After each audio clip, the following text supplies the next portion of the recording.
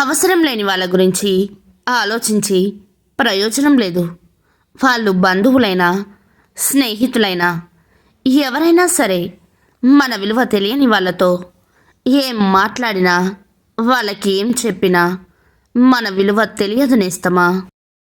తెల్లవారితే ఉంటామో లేదో తెలియకపోయినా అలారం పెట్టుకొని మరీ పడుకుంటాం కదా, దానినే నమ్మకం అంటాం. ఆ నమ్మకం ఉంటే ఏదైనా సాధ్యమే నేస్తమా. ఈ లోకంలో గొప్పవారెవరో తెలుసా? మనసు నిండా బాధ నింపుకొని పైకి నవ్వుతూ నటించేవారు. ఒకరిని బాధ పెట్టి ఇప్పుడు మీరు సంతోషంగా ఉండొచ్చు. ఏ తప్పు చేయకున్నా వారు పడుతున్న మానసిక బాధ ఆ దేవుడు మీకు ఖచ్చితంగా ఏదో ఒక రోజు ఇస్తాడు.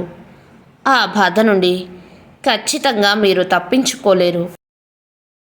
మనలో మార్పు వచ్చిందని ఇతరులు మనల్ని తప్పుపడతారు, కానీ వాళ్ళ ప్రవర్తన వలన మనం మారామని ఎప్పటికీ గుర్తించరు. ఆచరణలో లేని ఆలోచనలు నూనె లేని దీపం వంటివి. కాంతి తక్కువ, మసి ఎక్కువ. జీవితంలో మనం ఏమీ చేయలేని రోజులు రెండే. ఒకటి నిన్నటి రోజు, మరొకటి రేపటి రోజు. ఏం చెయ్యాలన్నా మిగిలింది ఈరోజే. నవ్వండి, నవ్వించండి, ప్రేమను పంచండి, అనుభూతిని ఆస్వాదించండి, ముఖ్యంగా ఆనందంగా జీవించండి.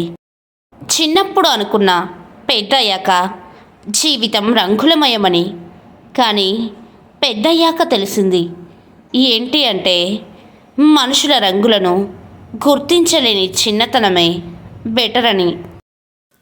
కుదిరితే పరిగెత్తు, లేకపోతే నడువు, అది చేత కాకపోతే పాకుతూ పో, అంతేకాని ఒకే చోట అలా కదలకుండా ఉండిపోకు. నువ్వు గొప్పవాడివి కాకపోయినా నువ్వు చేసే పని గొప్పదైతే ఆ పని నిన్ను ప్రపంచంలో గొప్పవారిగా నిలబెడుతుంది నేస్తమా. జీవితం ఎప్పుడూ ఒకేలాగా ఉండదు. నవ్వేవారికి ఏడ్చే రోజు, ఏడ్చేవారికి నవ్వే రోజు తప్పకుండా వస్తుంది. కాస్త ఓపిక పట్టాలి అంతే.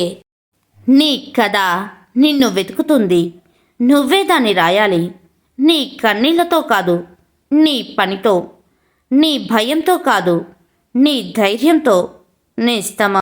మన ఆలోచన విధానాన్ని బట్టి మంచి చెడు ఆధారపడి ఉంటాయి.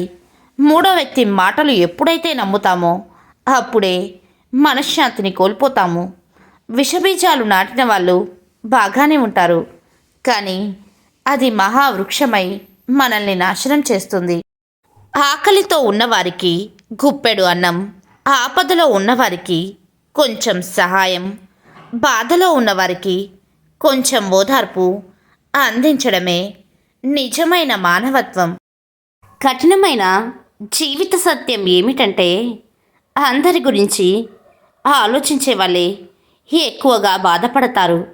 ఎవరు ఎలా పోతే మనకెందుకులే అనుకునేవారు దర్జాగా హుందాగా ఉంటారు. గడిచిన కాలం చాలా బాగుంటుంది, ఎందుకంటే మళ్ళీ తిరిగి రాదు కాబట్టి. రాబోయే కాలం అందంగా ఉంటుంది, ఎందుకంటే మనకు నచ్చినట్టు ఊహించుకుంటాం కాబట్టి. ప్రస్తుతం చాలా కష్టంగా ఉంటుంది, ఎందుకంటే అనుభవిస్తున్నాం కాబట్టి.